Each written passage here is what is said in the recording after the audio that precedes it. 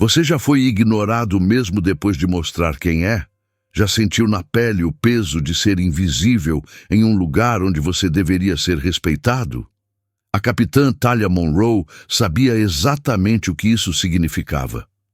E naquele dia, no meio de um ambiente impecável e silencioso, ela seria lembrada de que, para algumas pessoas, seu crachá ainda não era suficiente. Por que ainda é tão difícil acreditar que uma mulher negra pode ocupar um cargo de autoridade? E quantas vezes alguém precisa provar que merece estar ali para finalmente ser reconhecida? A verdade é que, em muitos espaços, competência ainda não supera o preconceito. As portas de vidro se abriram com um sopro de ar frio e seco quando Talia entrou no lobby moderno da sede da companhia aérea. Era seu dia de folga, mas ela havia sido convidada para uma reunião executiva importante, uma discussão sobre um novo projeto de diversidade que a própria diretoria solicitou. O lugar era elegante, silencioso, e as cadeiras pareciam mais decoração do que conforto. Com passos firmes, ela caminhou até a recepção. Estava com roupas simples, uma pasta discreta e seu crachá à vista. Assim que parou diante da mesa, cumprimentou com educação e colocou a identificação de funcionária no balcão. Bom dia. Tenho uma reunião marcada com a equipe executiva. A recepcionista nem levantou os olhos do computador. Empregados e visitantes aguardam lá fora, por favor. Talia piscou, surpresa. Eu sou funcionária. Capitã Talia Monroe. Pilotos usam a entrada restrita. Interrompeu a recepcionista, ainda digitando. Talia respirou fundo, mantendo a calma. A entrada que a mulher mencionava era usada por tripulação em serviço. Mas hoje ela estava ali como convidada da diretoria, e seu nome constava na lista. Ela repetiu com calma. Estou aqui como convidada. Pode checar meu nome, Monroe. Estou na lista da reunião. A funcionária finalmente a olhou. Por um instante, houve hesitação. Depois, o rosto se fechou. Sinto muito. Sem autorização. Formal, não posso liberar a entrada. Antes que Talia pudesse insistir, algo a distraiu no canto da visão. 2 homens se aproximavam. Ambos vestindo jeans e camisas sociais. Pilotos também, brancos. Bom dia, disse um deles, sorrindo ao passar. A recepcionista se iluminou imediatamente. Capitão Blake, Capitão Mercer, podem entrar. Nenhuma checagem, nenhuma pergunta. Ela apenas abriu caminho com um sorriso largo. Talia os viu sumirem pela escada, sem obstáculos. E ficou parada ali com seu crachá na mão. Talia não recuou, manteve a postura firme e falou com clareza. Eu acabei de ver você deixar 2 pilotos entrarem sem verificar nada. Por que só eu preciso esperar do lado de fora? O sorriso da recepcionista sumiu. Eles já passaram por aqui outras vezes, eu reconheço. Talia respirou fundo. Eu trabalho para essa companhia há 11 anos. Antes que a recepcionista pudesse responder, um segurança apareceu do nada. Corpo largo, uniforme impecável, expressão dura. Ele não perguntou, ele observou. Está tudo certo por aqui? Perguntou, mas só olhou para Talia. Ela sentiu a mudança no ar. O jeito como todos ao redor fingiram não ouvir, mas estavam prestando atenção. O segurança não apareceu para ajudar. Ele apareceu como um alerta. Tá tudo bem, disse. Talia, sem baixar a voz. Só estou tentando acessar uma reunião para a qual fui convidada. Senhorita, respondeu o segurança, se você não tiver autorização, vou precisar pedir que se retire. As mãos de Talia tocaram sua bolsa. Tudo em seu corpo dizia para ir embora. Evitar confusão. Mas ela já tinha feito isso muitas vezes. Hoje não. Virou-se para a recepcionista e falou com firmeza. Checa a lista. A recepcionista hesitou. Depois digitou lentamente no sistema. O silêncio. Foi cortado apenas pelo som do teclado. 1 segundo, 2. E então o rosto dela mudou. Os olhos arregalaram. Thalia percebeu no mesmo instante, o momento em que a verdade bateu e o erro ficou claro. Ah, murmurou a recepcionista. Aqui está. Monroe, você está na lista. Pode entrar. Sem desculpas, sem reconhecer nada, apenas a confirmação. E seca de que Thalia dizia a verdade desde o começo. Ela segurou o olhar da mulher por um momento. Depois, pegou o crachá de volta e passou pelas portas sem dizer mais nada. Por fora, ela parecia calma. Por dentro, algo tinha mudado.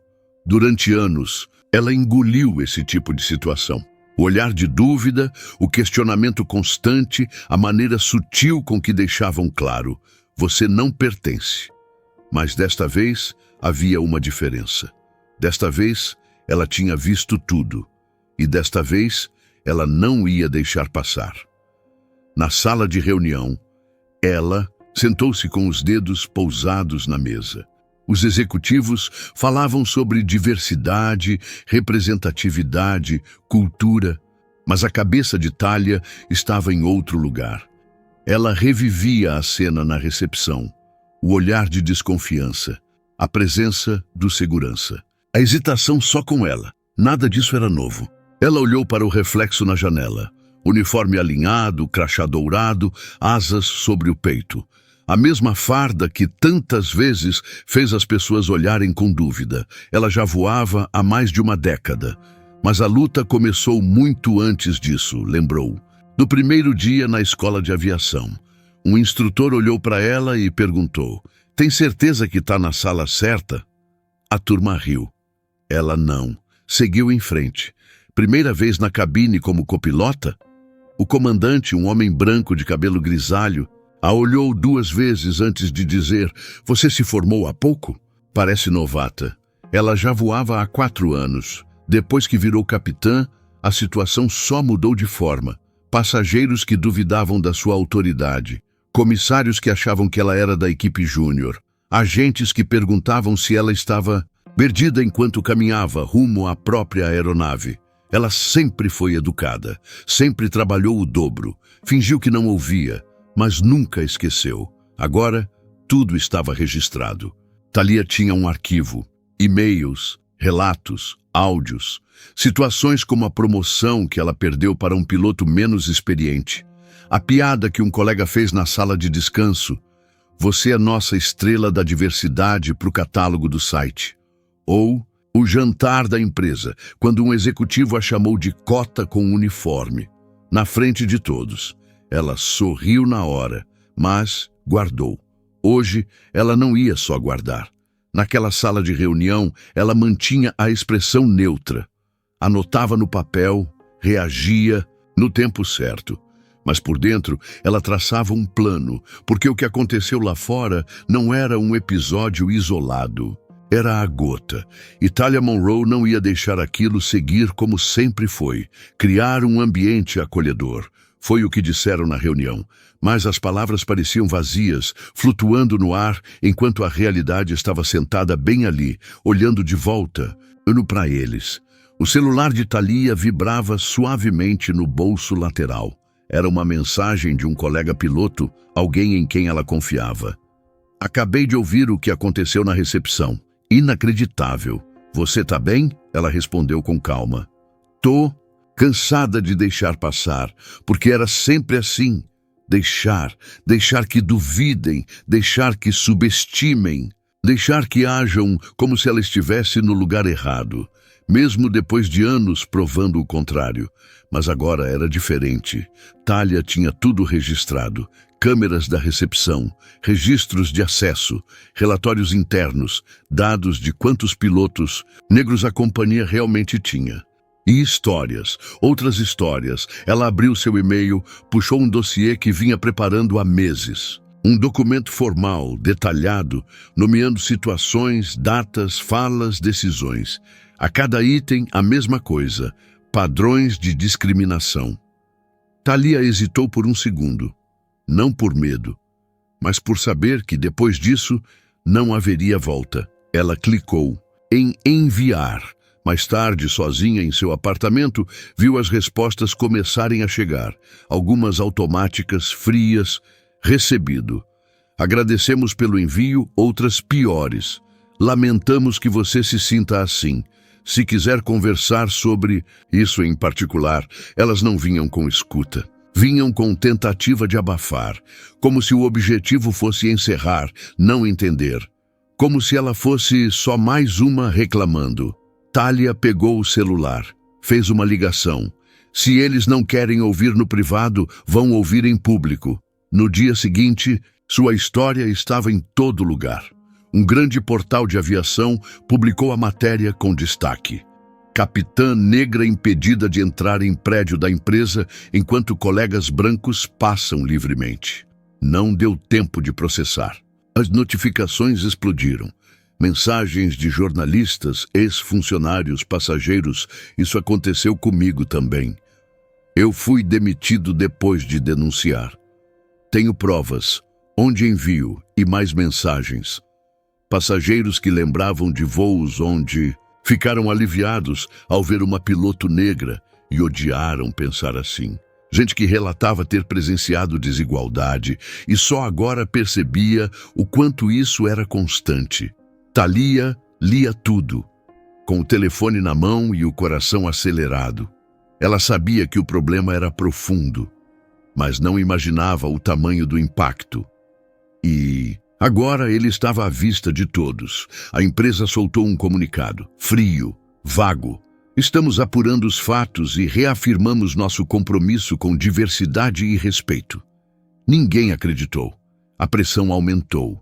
Investidores começaram a cobrar posicionamento. Passageiros exigiam devoluções.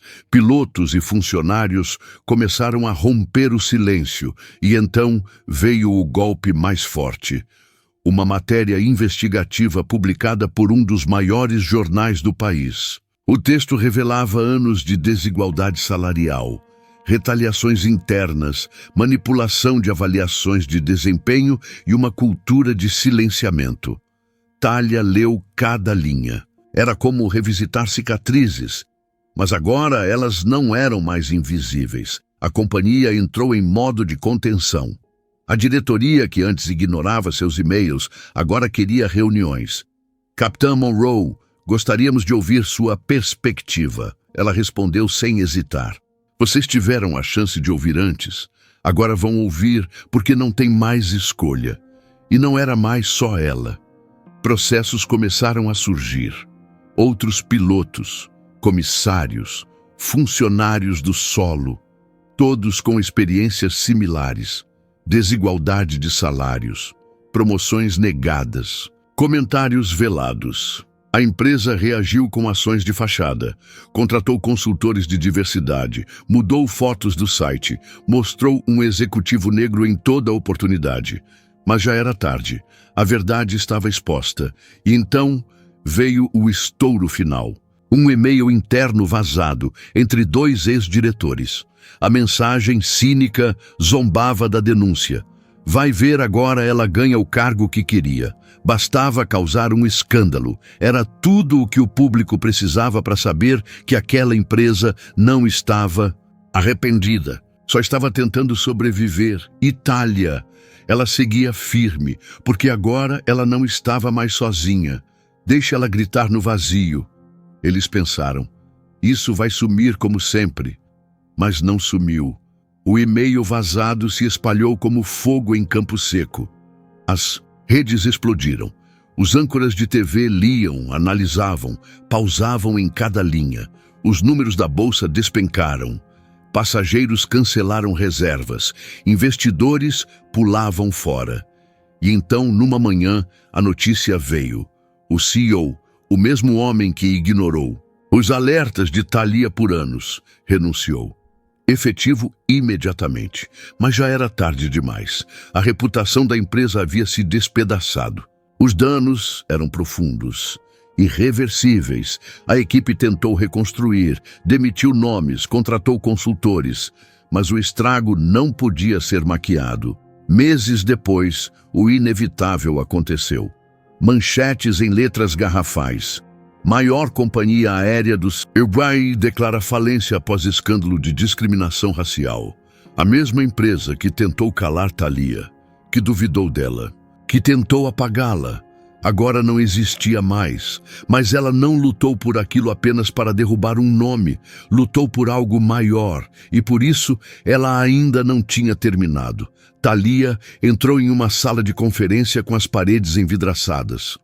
Do outro lado, rostos diversos, olhos atentos, gente que carregava histórias como a dela, ou piores, jovens saídos da escola de aviação, veteranos da indústria, mulheres e homens, negros, latinos, asiáticos, indígenas. Ela respirou fundo. Passei anos acreditando que se eu apenas mantivesse a cabeça baixa, trabalhasse o dobro, me provasse em silêncio, as coisas mudariam. Pausou. Mas aprendi, do jeito mais duro, que silêncio não conserta estruturas quebradas, e que quando um de nós fala, damos força para outros fazerem o mesmo. Um leve som de aprovação se espalhou. Não era uma palestra qualquer. Era o início de um movimento. Com parte da indenização judicial e apoio de outros profissionais, Thalia lançou algo que ninguém mais tinha feito antes. Uma iniciativa de diversidade e justiça real dentro da aviação. Não um folheto bonito, não uma palestra vazia, um programa de verdade. Com bolsas de estudo, mentoria, apoio legal e psicológico, um espaço seguro para pilotos que nunca se sentiram vistos, um lugar onde ninguém mais precisaria lutar para ser tratado com dignidade. Ela olhou para aquele grupo e viu fogo nos olhos deles. A gente não derrubou só uma companhia, disse. A gente começou a transformar uma indústria. E isso é só o começo. Dessa vez, o aplauso veio forte, quente, carregado de tudo o que ficou engasgado por anos. E ali, naquele momento, Thalia sentiu algo que por muito tempo ela não permitiu sentir. Não apenas justiça, mas transformação. Quantas vezes você viu algo injusto e achou que era só o jeito que as coisas são, que não vale a briga, que não vai mudar? Eles querem que a gente pense assim, que vamos abaixar a cabeça, que vamos esquecer. Mas quando falamos, quando cobramos, quando nos recusamos a aceitar o silêncio, as estruturas tremem. Se você já esteve no lugar da Thalia, ou já viu alguém sendo silenciado, essa é sua lembrança. Sua voz tem força. Use sempre.